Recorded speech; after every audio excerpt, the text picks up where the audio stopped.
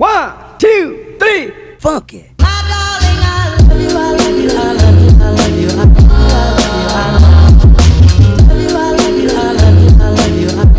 did we go about using technologies for research purposes? Well, the first thing we did is we used YouTube. We watched a lot of Tyler the Creator videos, just to get the conventions of hip hop rap and subcultures and the different stereotypes that he uses within his music videos. We also looked at it for cultural appropriation and the representation that he has for his music videos. So they're very different. Like for hip hop rap, like the stereotypes of like Kanye West, they stick to stereotypes a lot, and we think that Tyler the Creator basically mixes it up a lot. Subverts it, yeah. So subverts content. it became the main catalyst to our research purposes YouTube, because it's a great medium and platform to be able to just sit there, watch what artists like what we were doing, what Tyler the Creator does, and then just learn off that. And then we created a piece that was not similar, but had the same convention. So YouTube was a massive part of our research. We did use the same stereotypes, but in the same way we also changed them a bit as well, I think. Yeah, subvert them, but we'll get onto that at a later point. The next one was watching documentaries such as Mirrorball.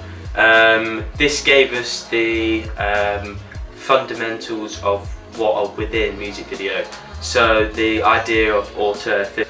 So auteur theory explores the notion of individual creativity, vision and control in cinema, but in our case music videos. So that was one of the key elements that we learned within watching Mirrorball. So yeah, that was another key aspect. The next one, again, an obvious choice, but the internet. And the internet was a massive part because we could research anything, we could ask any question and we'd probably find the answer. So we found from researching on the internet that repeatability, star image, things like that are key aspects of the music video. So repeatability just helps to consolidate different themes and hidden messages and ideologies within the music video can be conveyed to the audience, so they can understand the music video better.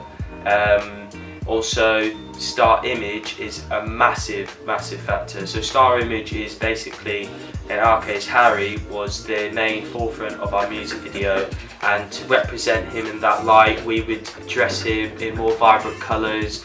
We would make sure he's got the most screen time, the longest shots, so that the audience know that he is the star of the music video and he's the one we're basing it around. So yeah, talking about stars. Another purposes of research we used, we looked at different directors, and one that we focused on quite a lot was Jonas Åkerlund, who was a Swedish director and drummer. He's best known for the Madonna song Ray of Light, which won a Grammy Award for the best music video. So we thought, if you've got that reputation, then you've got to be pretty good. So exactly. So we watched his music videos, and he also does Coldplay. He's done a couple of Coldplay music videos as well. Magic, he's done Magic, and his music video is about storytelling and again this notion of meta-narrative as well, which just for our research purposes just gave us that extra little understanding of what we really need to add into our music video.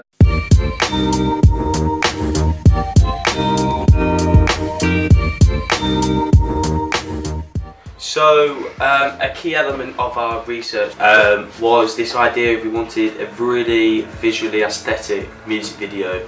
So we created these mood boards, and then from that took ideas from the colour schemes, the props, costumes, and then went and used that for our research purposes, which Harry will discuss now. Yeah, so the first music video that we watched was Gummy, which is by Brockhampton. And Ruben came across the idea of this one, that basically they're sat in a bathtub full of Fruit Loops, boxes up there. Fruit Loops, we filled them in a bath, which Ruben will also put on screen now, of what we did within that.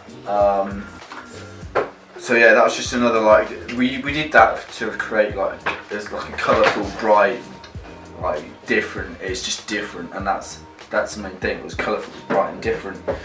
The second thing that we looked at was a Tyler the Creator song, Perfect.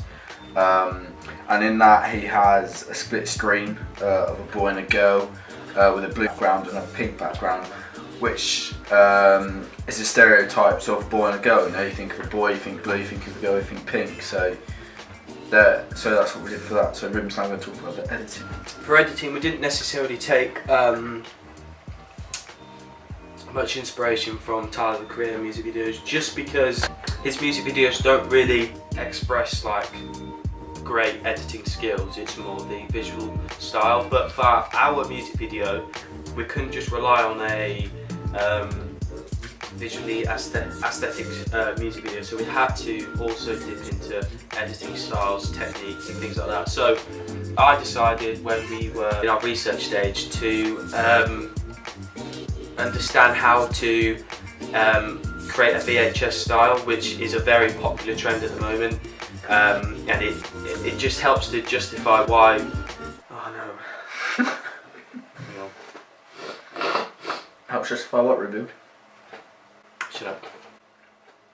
So the VHS style, as I said, was imperative because it's relevant to the trends at the time and now, and it just helped to consolidate the hip-hop, rap, popular culture, subculture ideas and ideologies. So for the research, what I did is I went on YouTube, again a great resource, and I typed in VHS Final Cut Pro, which is the software we used, style, effect, and I sat there, watched the tutorial all the way through and followed the step-by-step process, which then allowed me to create the VHS style. Another editing technique that we used was a doodle effect. Again, by doing that doodle effect, I used YouTube, just typed in doodle effect tutorial on Final Cut Pro and it came up. So again, really useful. I'd definitely say, like, overall in terms of research, the most useful thing that we ever used was YouTube. Because not only do you get like the right information that you need, but you also get like a practical element of it, what you need to do, and it just shows you it's just so easy to use.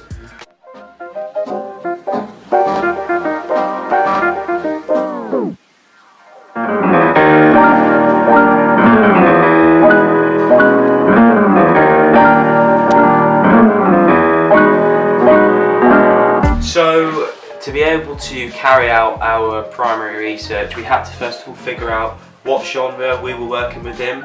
So to do that, we used the internet again and just simply asked the question on Google of what genre Tyler the Creator was within, and we found out it's within hip-hop rap, which we already knew, but just to consolidate our understanding, we used Google for that. And the subcultures associated with Tyler the Creator fans are this idea of youth and the exploration of one's creativity and just understanding who they are as a person. It kind of it's a really broad spectrum. It's not typical of what hip hop rap is, which is unique to Tyler the Creator's style, and it's just more about this idea of just understanding who you are, and not about the stereotypes of gang signs and chains and all that, and crime and things like that. Also, to further extend our understanding of what target audience we would be working towards, we used a website called Quick Surveys, which allowed us to create these online surveys template. We could tailor them with different questions with yes/no answers. With that data we collected, we then used that to further tune our perspective into a key demographic, which Harry will now talk about. Finished? Yep. Finished, sure.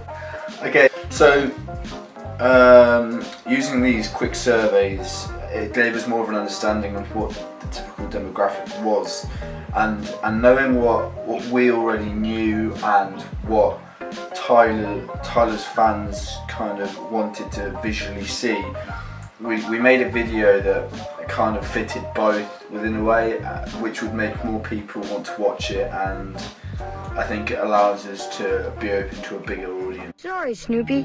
You can't go with us. Dogs aren't allowed on the school bus. Woof.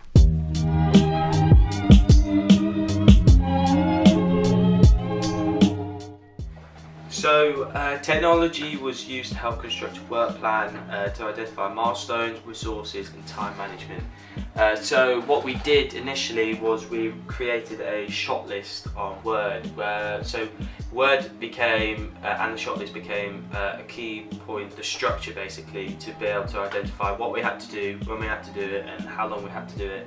So it basically just gave us a good structure to work by so that we could be as efficient as possible. What we created on Word was a shot list. So on the shot list was the shot number, description of the shot, the equipment we needed, the type of shot it was, the time and the location. That allowed us to then work through each shot at a systematic order, which was helped us again be as efficient as possible.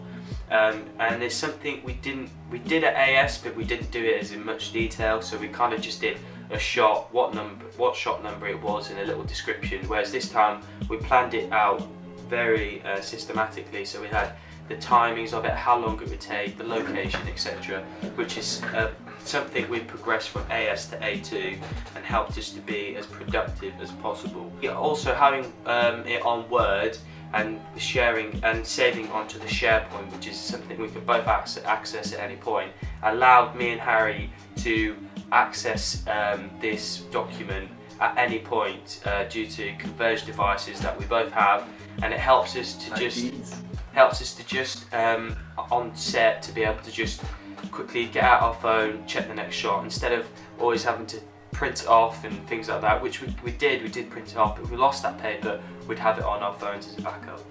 Another thing we did is, to help with our efficiency, which we didn't do in AS as well, is we looked at a website called Genius to allow us to analyse the lyrics that we used, transcript of the lyrics. So what we did is we printed off the lyrics that we had, and we analysed each shot, so shot by shot, of what we needed to do, what equipment we need for this, how this would affect our music video. So for example, first opening lines of the song we have go okay, okay, okay, and our idea for that was to use different foods in the shape of an okay, and what we were going to do with that. So within that we then decided to changed it up a bit. I seem to remember us going through a different stage of what we were actually going to do, because originally we weren't going to do that. Originally we were going to cut up paper, weren't we? Yeah. And put that, and we scrapped that idea completely and decided to use food. So all we did is print off the lyrics and analysed them and annotated the lyrics to what we needed to do to make it more efficient and to make sure that we got every minor detail that we needed to do.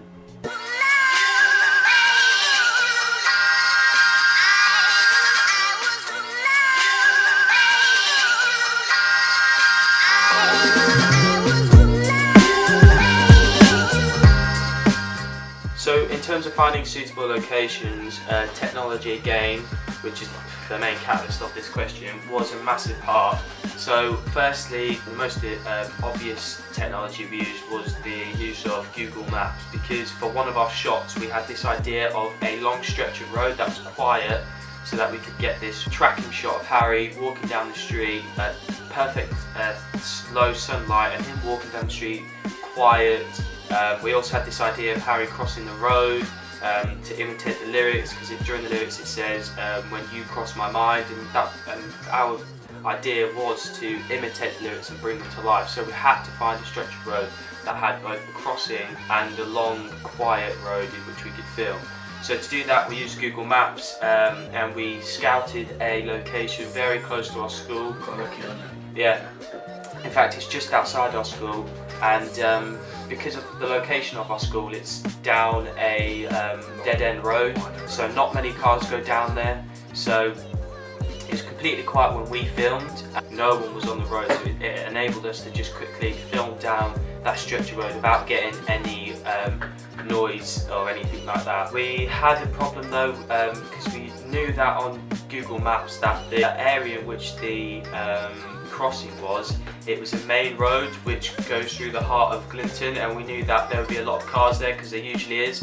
So what we did is we originally had this idea of me standing in the middle of the road and getting a side-on view of the crossing, but we realised that that was too dangerous, so we decided to change our idea, adapt to our surroundings, and then we filmed from a front-on view how we walked across the road, and that's how we used technologies to be able to, with the use of Google Maps, to be able to understand better locations for what we needed. Google Images was also used because we're using electrical equipment that required batteries and things like that. We also had to understand the distance between where we're filming and our school, which was the nearest location to be able to get new batteries and equipment if anything broke or we ran out of batteries. So again, Google Maps was a massive part of it. I seem to remember that morning was the coldest morning in the whole, whenever we filmed on the month of January, I think it was absolutely freezing cold. So we then learned from that we kind of had to look at the weather apps. Wanted to make sure on that morning particularly it was quite low light sun. Yeah. It was sunny as well, so making sure we had the right lighting and things like that. And our second location we used was in the heart of Peterborough. We needed an underpassage, so we used forums on Google just to check if it's what it's like and if it's safe and all things like that. Which it was, but we had to make sure that we're in large groups, which we can't need anyway because it's quite a long way away from anywhere, like we said, where we could recharge our camera batteries, our lightings and things like that. But to further understand the location for the underpass, we also used Google Images. We typed in Peterborough Underpass, and from recent experiences as well, when walking through there, we realised that it was the perfect location for what we needed. It had, on the structure, had walls with coloured in this graffiti, which was perfect what we needed, and it had perfect lighting, so it had these spotlights that ran throughout, that tracked throughout the whole underpass. So from both Google Images and our own understanding, we could get a further I think grasp of it.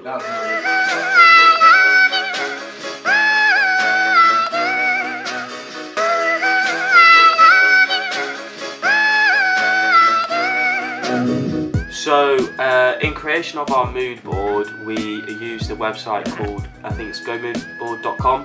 What I did is I took screenshots from existing media text from both Tyler the Creator music videos and from an artist called Amine, and that allowed us to understand the colours and the visual style, so this colour scheme that we wanted to work within, which was the bright primary colours.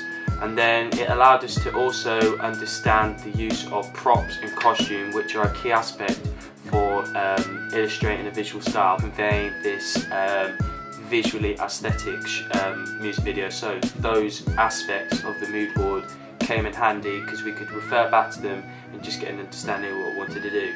The mood board that on gomoodboard.com also helped us to get a professional and clear style, so that we could identify the key aspects quicker and easier, and it allowed us to only set in a certain amount of pictures, so that we didn't overload the mood board with all sorts of different things that we would get too confused, and the colour schemes worked as well.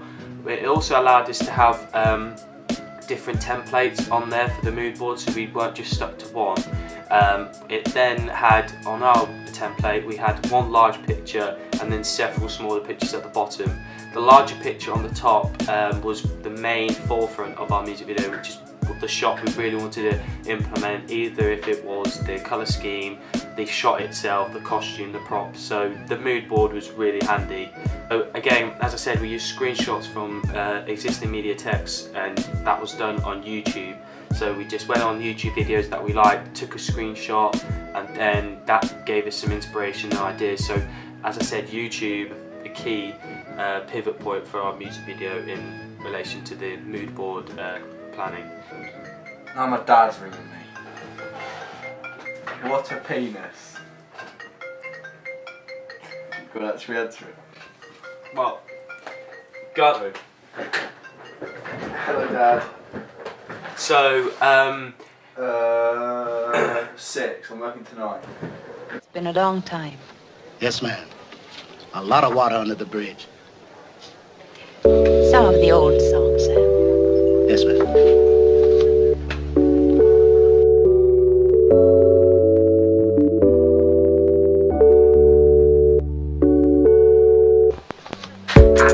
So for my A2 music video, for our A2 music video, software we used was a blend of Final Cut Pro and Photoshop.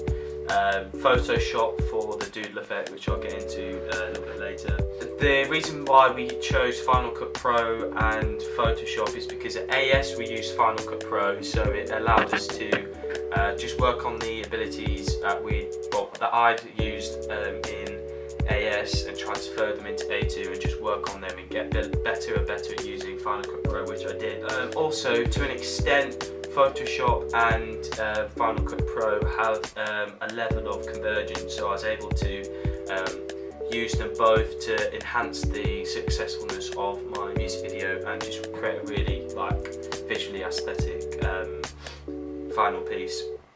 However, as I said, even though they are compatible, they're not completely compatible. So in order to make it easier for me to do the certain effects that I wanted to do, I had to use tutorials off YouTube.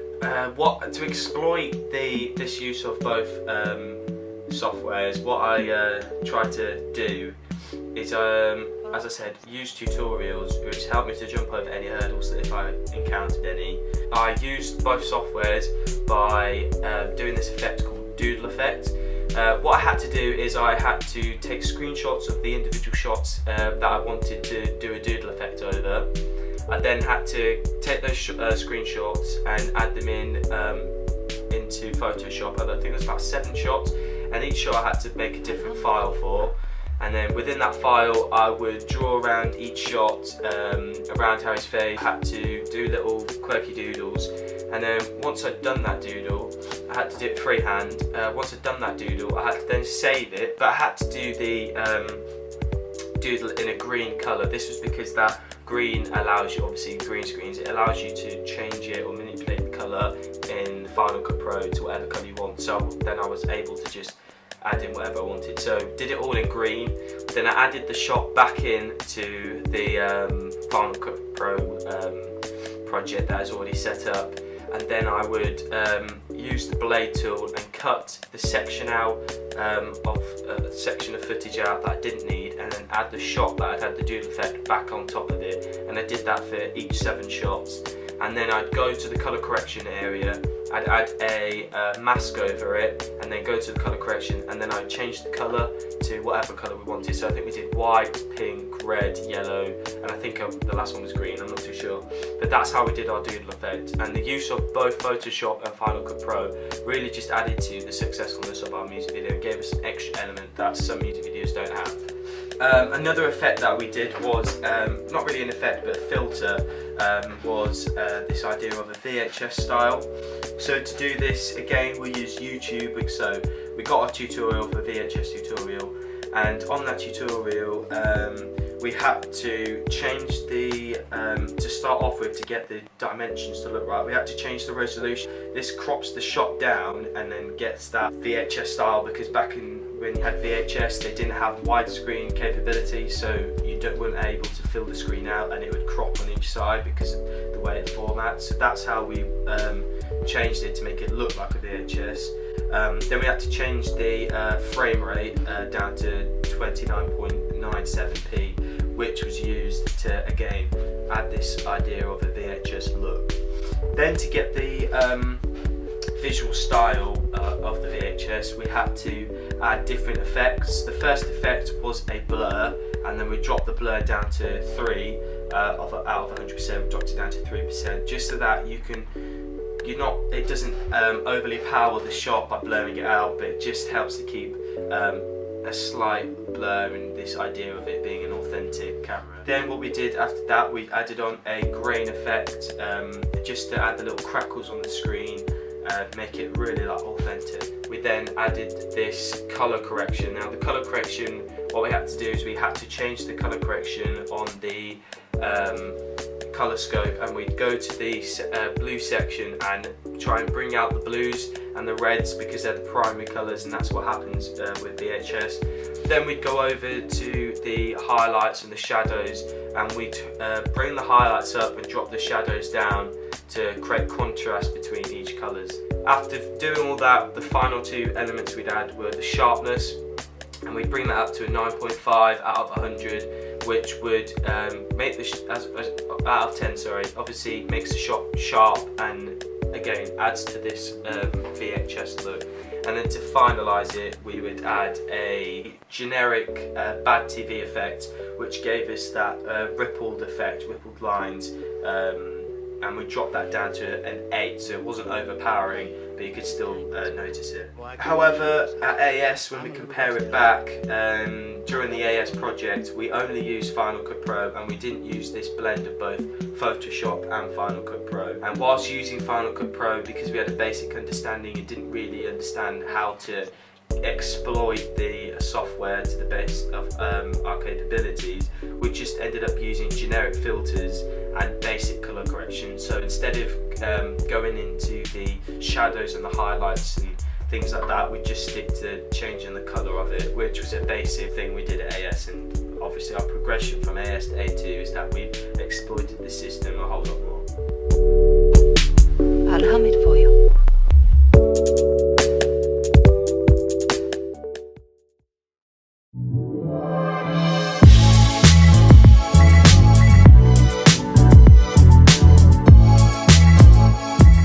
So during our Digipack, Photoshop was the main software that we used. During it, we wanted to use a lot of layers so that we could fit in everything that we've done from our music video, so that there's a contextual link between music video and Digipack and the advert. So for our Digipack, we used a shot similar to the Tyler the Creator shot, but we've added different elements on it. So on Harry's hands it says "I'm allergic to bees," which fits in with the Flower Boy album, and then the back will be correspondent to the front. So on the back there'll be a picture of a bee near his back section. So it's just a contextual link between the back and front of the album cover. We also, again, what we did was the layering idea. So we had the first shot of Harry and the crop front, then we added in a doodle effect. Got someone to draw, this is the original piece, draw See You Again. We scanned it in onto Photoshop, and then we've embroidered it onto the trousers. It looks on Photoshop, it looks like it's embroidered onto the trousers, and then we've done Tyler the Creator's name in a VHS style, so the blue, white and green, and it's like hashed and it looks 3D. And this also did this, obviously we've done a lot of layers now and it's all built up. We had to use this idea of blending, because we also added on a VHS filter as well, but if we added it on over the top it would just be too dominant. So what we did is got the blending tool and blended around just so that every layer fits in together nicely. And then the advert, again, the advert is similar. Don't ask me that. So the advert, again, is similar to what we had to do with our Digipack. It's all about blending, and it's all about layering, and it's all getting the right text to fit the image.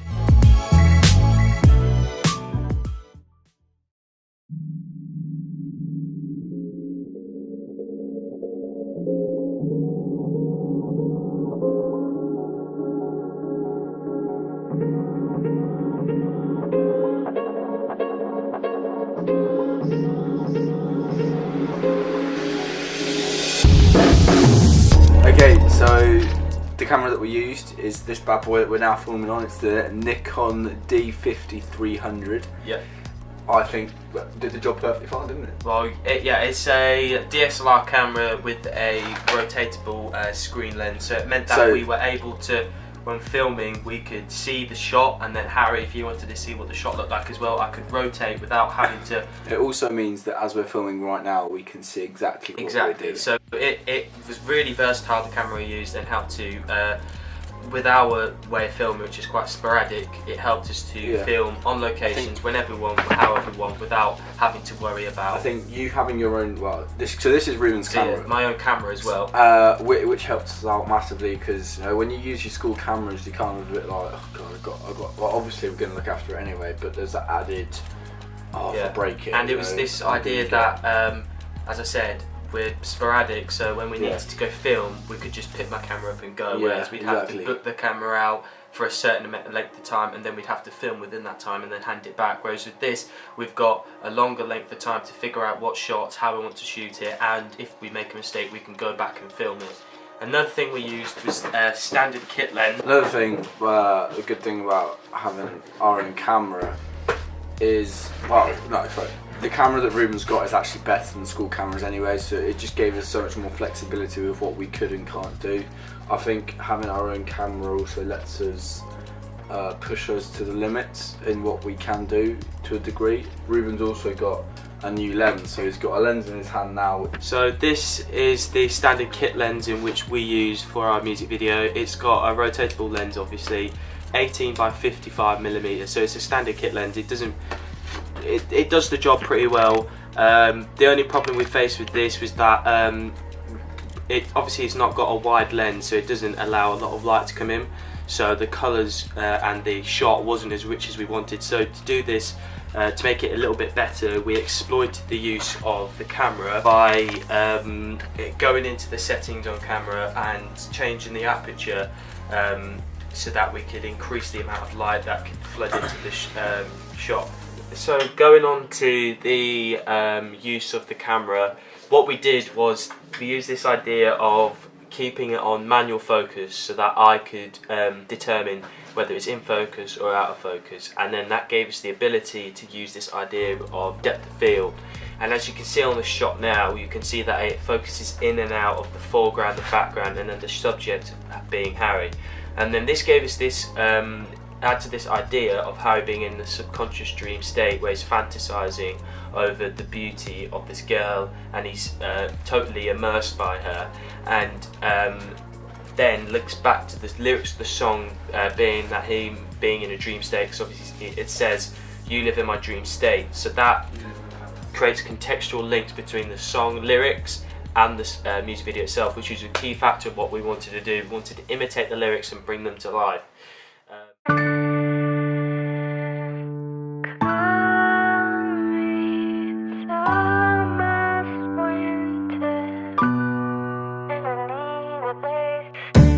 So we managed our storage by, when filming our shots, we would film it in a logical and systematic order. So we would film the opening shots, edit those, then film the next sequence of shots that we needed, edit those, next sequence, and so on and so forth. What we did is we kept it both on the SIM card, and I had to upgrade to a 16GB SD card, sorry, to hold all the footage. I kept it on my SD card as backup, and then I further backed it up onto my laptop by holding the footage on my laptops there. If I lost footage on my SD card, I accidentally deleted it, or likewise on the school computers, I would have it on a separate laptop that I could transfer the footage over to the school computer. I also, as I said, edited in a systematic order so that I could keep hold of each footage. I wouldn't have to trail my way through lots of footage trying to find the right ones. Also, when filming, we would film and then determine which was the right shot, and then any shots that were 2 seconds or 1 second long that were just irrelevant, we delete them instead of keeping them and then putting them onto Final Cut Pro, because then it reduces the efficiency and productivity. So what we do is every time we film something that wasn't quite right, instead of keeping it, we would delete it. We wouldn't always delete, because sometimes there was stuff that looked good when it was not intentional, so we would keep some things, but we wouldn't keep everything. We would also often render the video and keep a draft always on our desktop. One problem we did encounter was that the computer we were working on did get full, not only from our work but other students' work. Because of our planning ahead, we had a backup draft on our memory card which we could then put back into another computer and then carry on editing.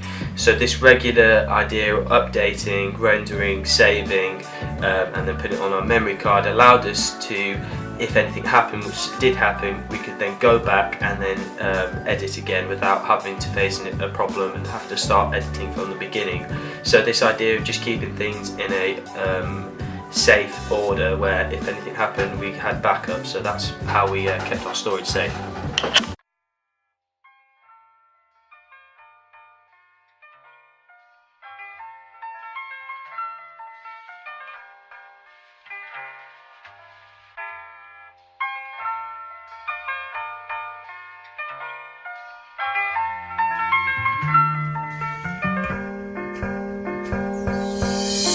Additional content and add-ons wasn't really a key factor, just because of the fact that we didn't have much of a substantiated budget to be able to afford any extra add-ons.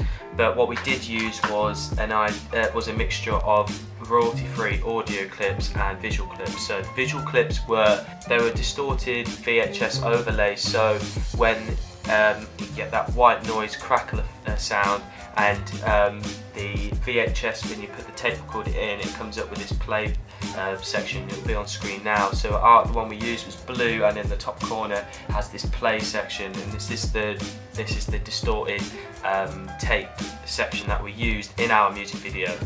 To match that and help it be a bit more authentic and original, we got a distorted tape recording sound off the internet. It was royalty free off YouTube, and we added that on every time this overlay came on of the play section came on.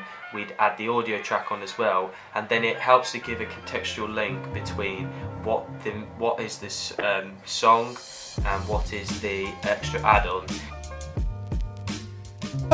And when I was speaking to one of my friends who's watched the music video several times, he says that now when he listens to the song, he kind of, because of the repeatability in which we use this effect and the add-on that we use, he said that he almost thinks that it's going to happen in the song as well. So when he's listening to it, he's like, where's it gone? He kind of expects this sound and this visual connection. So as I said, it creates this connection between our music video and the actual song, which is something that is very successful to our end piece.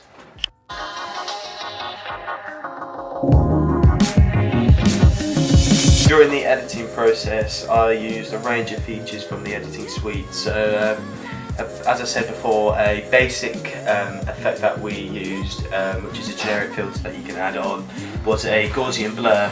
So this Gaussian blur, we set it to 3 out of 100%. This was because we didn't want it to completely dominate and blur out the whole shot, because that's not what we're going for. It was basically just to add another dimension to the shot, just to give it a little bit a more authentic VHS style. So it wasn't necessarily an effect that we added just for the sake of adding it. We added it to add towards this VHS look.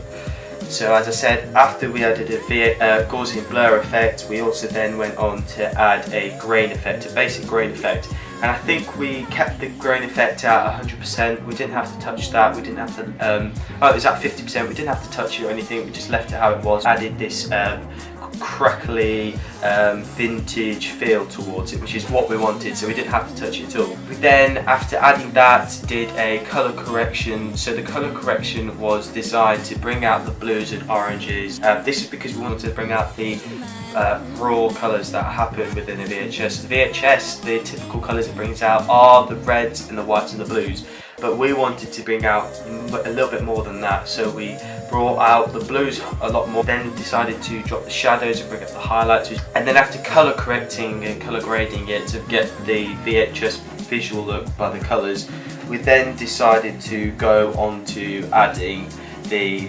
sharpness tool. The sharpness tool, again, it's not there to stand out, it's just to add another layer to achieve this VHS look. We add it to a 9.5, which just crisped the shot up a little bit more, but didn't overly dominate it. And then finally we added a bad TV effect. The bad TV effect is what kind of finalised it and encompassed all of those things together and kind of blended them. So we added that to at an 8.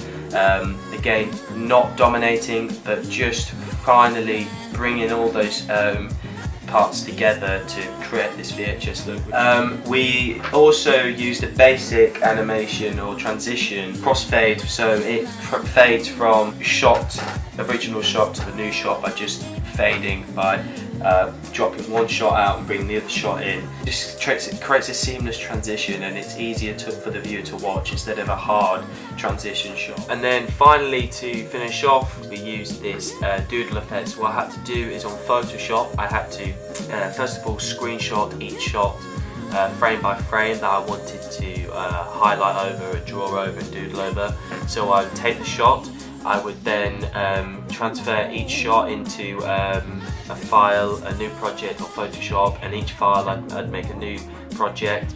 I'd go through each shot, this idea of a picture book, so each time it went to the next frame where there's a doodle on it, the shot would expand a little bit, like the illusion of the drawings around Harry would get bigger and bigger and bigger until you could see them. That was the idea behind that, that's what we wanted to do. But how I had to do it was I had to draw around it in green, so that in Final Cut Pro I could then change the colour accordingly however I wanted, so I had to draw it in green. Once I'd done that, I then had to save all them shots back into the Final Cut Pro, get the blending tool out, blade tool out, sorry, cut the section of footage I didn't need, and then put the shot back in, and then frame by frame I had to slow it down so I could fit it in perfectly, and then I played the shot over, and every time it said OK, it came bang on spot. So that's how we used the doodle effect as well.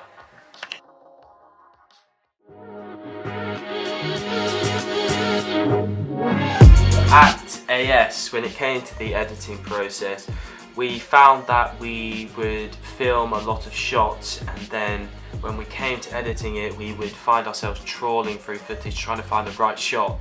And it's because we had too many shots and we needed to cut that down. So what we did at A2 is we progressed, and we thought that this time we weren't going to do that because it reduces our efficiencies. What we did was we got the shot we needed, we filmed it about 5 or 6 times, found the best shot we needed, kept a backup of the shot, and then deleted the rest. Then when it came to editing, we had a systematic order of editing the shot bit by bit, so we'd edit in order, so we'd edit opening shots, then the next sequence, then the next sequence, then the final sequence, and we'd do that in a systematic order. Whereas at AS we'd film and edit that bit, then we'd come back to this bit, and we weren't ordered like that. So in the editing process this time, we had 2 or 3 shots of the opening sequence, 2 or 3 shots of the next sequence, and it just kept it at a steady pace. We did have backup shots where we kept a range of shots, but we kept them in a separate file just in case we needed them.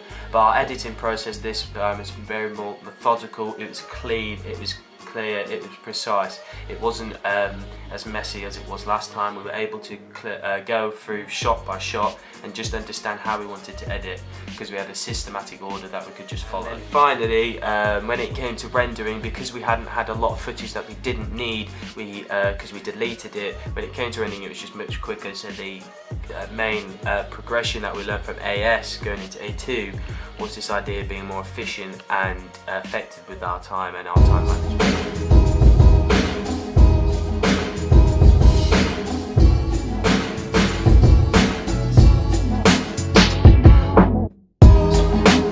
Finally, what we did when presenting the feedback that we gained was by posting it onto YouTube. This meant that we could further get even more comments due to the comment section on YouTube, and then when editing the final draft we could look at further comments plus the feedback that we gained and adapt our music video to make it the best as we could.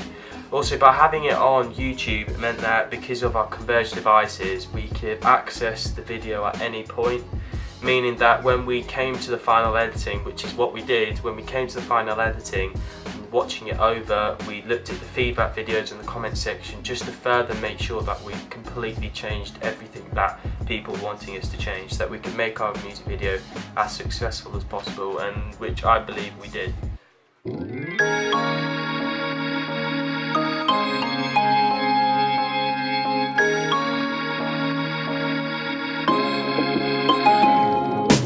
In hindsight, was there anything we would have liked to have used? Yes, there was.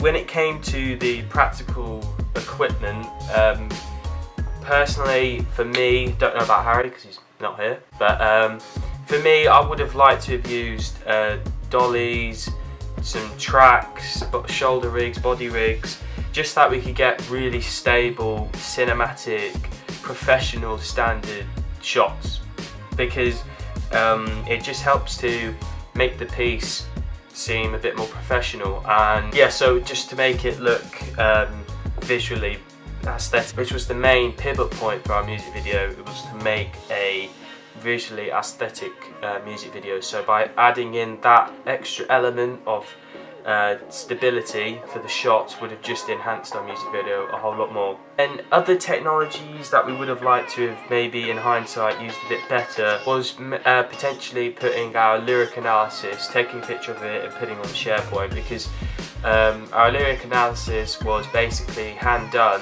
and then we only had one copy of it, either by copying it and giving out different handouts, or several copies to both of us in our group, or just put it on the SharePoint because of our converged devices. Could have meant that we could have accessed it at the same point, because on set, if we forgot a line, then we'd have the lyrics to hand, but obviously we didn't do that towards the beginning, but we did learn that towards the end to do that. But we would have liked to have done that maybe possibly towards the beginning in hindsight. But overall, it's really just the equipment that we would have liked to use a bit more. Another equipment we'd have liked to implement in was the use of a fisheye lens. Now, we did have access to the fisheye lens, but we were running out of time. We wanted to get the music video done. We wanted to also focus on Digipack and our promotional package as well. So we didn't have time to sit down and think about it. So maybe planning a bit further ahead and implementing the fisheye lens in earlier would have meant that we could have used it. So other than that, yeah, I think that's it, we're done.